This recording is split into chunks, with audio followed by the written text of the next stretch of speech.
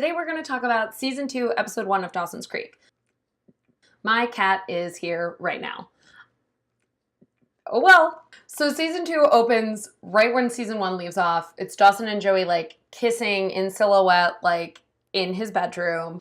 And then it's, like, Mitch and Gail waking up, and you're like, oh yeah, what's going on with them? And, like, basically, like, Gail wants to bone, and, like, he's like, no thanks. And then we go to Joey, and Bessie is basically like, I can tell that you made out. Like, essentially. Pacey and Dawson have met up together to get their hair done before school. Now, I want to remind you, this is still the middle of the school year. Like, this is still the middle of Season 1, the middle of the school year. Like, it's super weird. Because they treat it like they're coming back and, like, now they're juniors.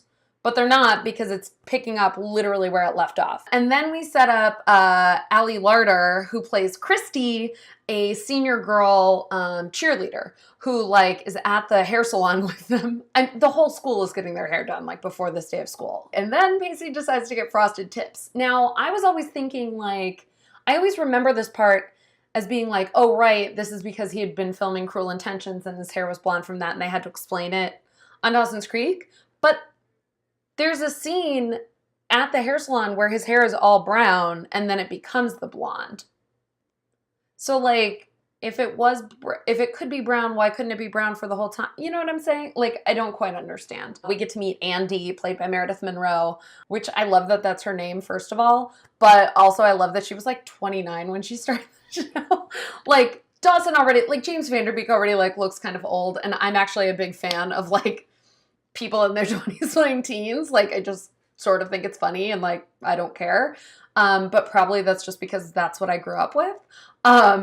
But she comes in and, like, she and Pacey, like, kind of getting a little fender bender, and Pacey's driving the cop car. So she's like, officer, which is so baffling because, like, I know that the actress is 29, but, like, she is playing a 16-year-old. Pacey is playing a 16, you know, like, Joshua Jackson's playing a 16-year-old. Like, it's like, you can't tell that that's a kid. Like, that's another kid. We get into the school, and Dawson and Joey are already, like, doing this, like, just, like, flirty, sexy thing. Like, just immediately, just constantly. And then he keeps saying aroused. Like, they keep saying the word aroused, and I'm like, this is the exact opposite of arousing. Jen comes up to them. We find out that, from her, that Gramps died the night before. Jen's having a rough time just right out the gate of this. Like, because just the night before, she was kind of, like, hitting on Dawson. And then it's like, Joey comes in, her grandpa dies, and literally the next day at school, it's like, oh, you guys are just, like, making sexy talk in the hallway? Like, this all happened in the span of, like, 12 hours? Like, okay, great. Andy basically figures out, like, oh, Pacey is just a jerk high school student. Then, like, sets up a thing where she's like, oh, I can, like, hook you up with Christy, like, I can get her to talk to you. So he goes up to her and then is like, they have this weird exchange, and then he asks her on a date, and then she's like, yes. One of my favorite parts is that, like, Jen leaves school, like, early. Like, she tells them that she's just gonna leave because she's not feeling great. She goes home and Grams is just like, oh, hey, how was school? Like, it's probably 10 a.m. and this is Grams, and she's just like, oh, hey, what's up? And Grams is, like, packing up all of the grandfather's clothes already to donate, and Jen's kind of like, whoa, what the fuck? Like, he just died. You know, and so Jen kind of is, like, dealing with all of that, which understandably, like, seems very upsetting. Gail comes in and is like, sorry, I'm late, has all these reasons, and Mitch is like, that's okay, like, whatever. And she's like, I just don't want you to think I'm cheating again. He's like, fine, I gotta go. Like, he just immediately bounces. Like, he's just like, I'm leaving. No explanation. And Gail's kind of like, oh, this is how it's going to be. And then we see that Mitch is it's like a 10-second scene of Mitch, like, talking to, like, waiting in an office, getting called into an office. And then the secretary is like, gets a phone call and then is like, hello? Yeah, no, we actually specialize in divorce. Basically, what's been happening with Dawson and Joey is that they're going on a date. We see Dawson. Jen is, like, being, like, very sad in, like, a gazebo at her house. And we see Dawson in his iconic look, which is a white t-shirt, like a sweater vest over it, and then, like, a necklace on, like, a cord. It was the late 90s. So Dawson's like, man, you should like, don't just wallow. Like, you should get out there. And she's like, okay. And then Bessie sees Joey like sitting on the dock, and then Joey is like nervous about the date. And then Bessie does something which I can't stress how important this was to young Erin's life. So Bessie has a conversation with Joey where she says that like the first kiss is like about passion and attraction. The second kiss is about like you actually like thought it out. It's like the rational kiss. Like that's the one that's important. So like I'm 13 watching the show and I'm like, oh, I get kissing. Okay. And then after Joey gets like ready for the date, there's like another song from the soundtrack, which is nothing heals me like you do. Nothing falls like London rain. Which is a song I've never heard before in my life, except on the soundtrack, and I love it. Jen just walks in and sits down next to... I've said it before and I'll say it again. They've done Jen a disservice. Many times on the show, like, you're just like, you're setting Jen up for failure. Like, you just are. There's nothing redeemable about this. You can't be like, oh, well, it's okay that a person showed up on someone's date. Like, that's crazy.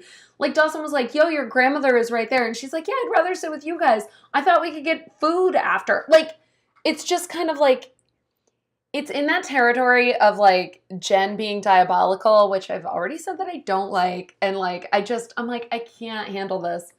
I just can't do it. Cut over to Pacey, and he's like waiting for Christy, and Christy comes up and starts just telling him about his heart stripe that Andy told her about, and how like her boyfriend on their 5-week anniversary wouldn't like it if she went out with him. But it's like, why did you agree to this date then? Like, there are just so many other ways she could have handled it. It's amazing. And Pacey's like, what? Like, doesn't understand. Then basically like Pacey ends up at the grocery store like looking for hair dye, and Andy is there and she helps him, and it's kind of like, yeah, well, why did you think Christy would go out with you? You're insane. Which, fair. And I love Andy. Like, that's the introduction to Andy. I'm all in on her. I'm like, great. Like, mess up Pacey, please. Jen runs out of the date. Dawson has come after her and is kind of like, and she's just like very, very sad. And then finally, like, she's in the movie theater and her grandmother comes and sits down with her and is like, what's up? Grams explains that she went there because that's where she and Gramps went on their first date, and they just like really she just wanted to like have the memory of him and stuff. That's where we kind of leave Jen and Grams, just kind of like them saying that that's all they have. Like, each other is now all they have, which is really sweet. And I really like, I like where they are going. We're back to Dawson and Joey, and so they're together. Joey's like, it's totally chill about Jen, like, don't worry about it, which I really like. I like when Joey can be mature. She then tells Dawson that, like, not going to France was going to France would have been a cop-out because, like, then it would have been her running away from her life. But now she's not running away from her life. She's, like, in her life. And I was like, okay. And they sit on the swing set, and this is their iconic moment. They're sitting opposite sides on swings next to each other, so their faces are close. Key. They have their second kiss. And, like, just imagine you've kissed someone, and then she pulls back and goes, the second kiss, the rational one. But, like, that's me. Like, that is what I learned. I learned to be dramatic from watching Joey Potter. It's insane. It's bonkers insane. But then later Dawson says, all this talk of a second kiss is putting me in the mood for a third. So it's kind of like, well, they're made for each other. Like, this is fine. It's a great start to the season. We're really excited about what's going to happen next. And, like, I will be back. I honestly just want to talk about Dawson's Creek, so just leave me comments talking about Dawson's Creek, and that'll be great. Bye.